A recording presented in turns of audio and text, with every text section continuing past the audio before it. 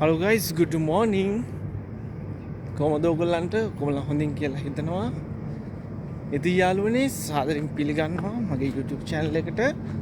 ඔයගොල්ලන්ට කියන්න තියෙන්නේ අද අක්කා කෙනෙක් ඊයේ මැසේජ් එකක් දාලා තිබ්බා මේ කමෙන්ට් එකක් දාලා තිබ්බා වීඩියෝ එකකට මල්ලි පුළුවන් නම් මේ passport renewal එක ගැන පොඩි විස්තරයක් කියන්න කියලා. ඉතින් මේ පොදුවේ කියනවා නම් ඒකට ඕන ඩොකියුමන්ට් ටික තමයි පාස්පෝර්ට් සයිට්ස් ෆොටෝ 6ක් ඕනි. ඊට පස්සේ ඔයාගේ මෙහි පරණ පාස්පෝර්ට් එක ඕනි. හරිද? ඊට KD 50ක් ඒ දවස්වල නම් මට ගියා 48ක්. දැන් අවුරුද්දකට කලින් මම රිනිව් කරාට පස්සේ මාසයක් දෙකක් විතර යනවා පාස්පෝර්ට් එක එන්න. දැන් මේ දවස්වල ෆ්ලයිට් වැඩ නැති එකයි මේකයි එක සාමාන්‍යයෙන් කොහොම වෙයිද දන්නේ නැහැ. ඒ දවස්වල නම් මාස එකමාරක් විතර ගියා પાස්පෝර්ට් එක එන්න. ඒක නිසා ඔයගොල්ලන්ට කරන්න තියෙන්නේ මේ પાස්පෝර්ට් මේ කියන්නේ එම්බසියෙන් දෙනවා ෆෝම් එකක්.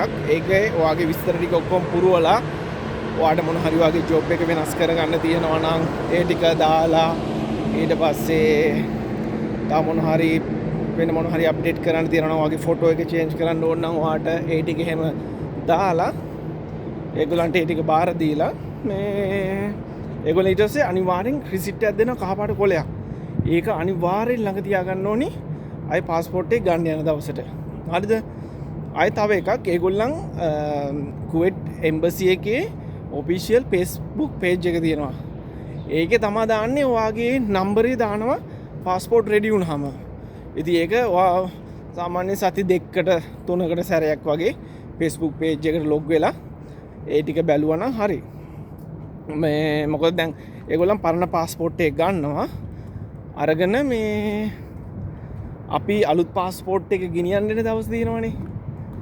එදාට ඒගොල්ලන් පරණ එකක් දෙනවා. හැබැයි පරණ එකට පංච් එකක් කරලා කැන්සල් කියලා ගහලා දෙන්නේ. හැබැයි ඕගොල්ලන් කොයි වෙලාවෙවත් පරණ પાස්පෝර්ට් එකේ ඒක කැන්සල් හරමේ කියලා එහෙම වීකන්න මේක කරන්න යන්න එපා. ඒක ළඟ අනිවාර්යෙන් තියාගන්න. මොකද මේ එක්සිට් වෙන්න හෙට මෙහෙට යන්න එන්න කරනකොට ওই પાස්පෝර්ට් එක වැදගත් වෙනවා. ඒක තමයි ඊට පස්සේ බලන්නේ වැලිඩ් නැති වුණාට. ඒක වගේ ගහපු වීසා එක එතකොට බීරෝ බැඳපුවා ඒ ඔක්කොම විස්තර ටික අර පරණ එකේ තියෙනවනේ.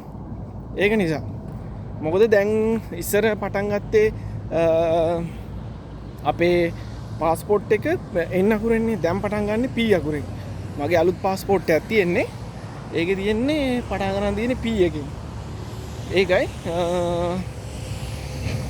ඔය විස්තර තමයි තියෙන්නේ. ඉතින් ඩොකියුමන්ට් ටික ආයි මම මතක් කරන්නම්. પાස්පෝර්ට් සයිස් ෆොටෝ 6ක් ඔයාට කැමති යුනිෆෝම් එකක් ඇඳගෙන ඊට පස්සේ අයෝනේ එම් ෆෝම් එක දෙන එක ඒක පුරව ගන්න ඕනේ. ඒක පුරවලා ඉතින් බාර දෙන්න ඕනේ. ඩිනර් 50ක් ඕන ඕනේ. කෑෂ් බෑ කෙනෙක් විතරයි පේ කරන්න පුළුවන් නේ. හරිද? ඒක මතක තියාගන්න කෙනෙක් එකෙන් පේ කරන්න ඕනේ. මං ගියපු දවස්වල නම් කෑෂ් බෑ. හරිද? මේ සිවිල් ID එක එක්ස්පයර් වුණාට කමක් නැහැ. මෙහි තියෙන එක ඔයාලගේ එහෙ ලංකාවේ සිවිල් ID එක තියෙනවා නම් ඒකත් අවුලක් නැහැ. මොකද ඒ මෙහි එක බාධාවක් වෙන්නේ නැහැ අපේ પાස්පෝර්ට් එක හදන එකට එම්බසියට. මෙහෙ මොකක් හරි ගවර්න්මන්ට් වැඩකට අපිට වමනා වුණොත් තමයි අපේ මෙහි කුවේට් සිවිල් ID එක මේ ප්‍රශ්නයක් වෙන්නේ. ඔයාගේ අකාම තියෙනවා නම් වීසා තියෙනවා නම් සිවිල් ID එක එක්ස්පයර් වුණාට අවුලක් නැහැ. ඒ ප්‍රොසෙස් එක කරලා දෙනවා කොහොමද? එහෙනම් යාළුවනේ මේක වැදගත් වුණා කියලා හිතනවා නම් ලයික් කරන්න, ෂෙයා කරන්න, කමෙන්ට් එකක් දාගෙන යන්න. තව මොනවද ඕගොල්ලන්ට දැනගන්න ඕනි කියලා. මොකද මම හිතනවා මම මේ හරියටම මේ හොද්දටම එක්ස්ප්ලেইন කරන්නේ නැහැ. ඔයාලට පැහැදිලි කරන්නේ නැහැ.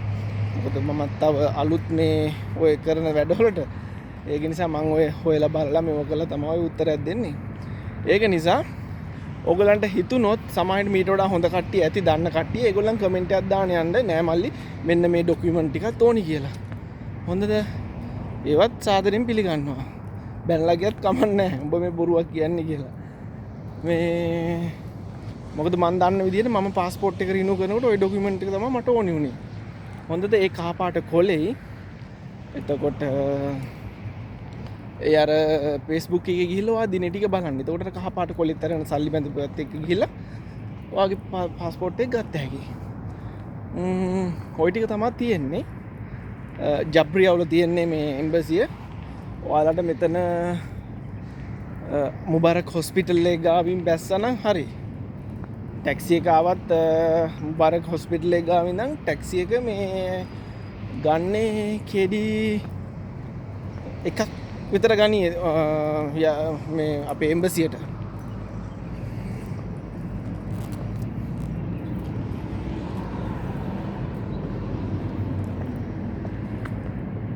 හරියල්නේ මගෙත් වැඩ ඉවරයි මේ දවස්වල මම රෑ වැඩ ජීවයි ෂිෆ්ට් එක කරන්නේ. එනයිති නැවත අලුත් වීඩියෝ එකකින් හම්බෙමු. උසන්නයි.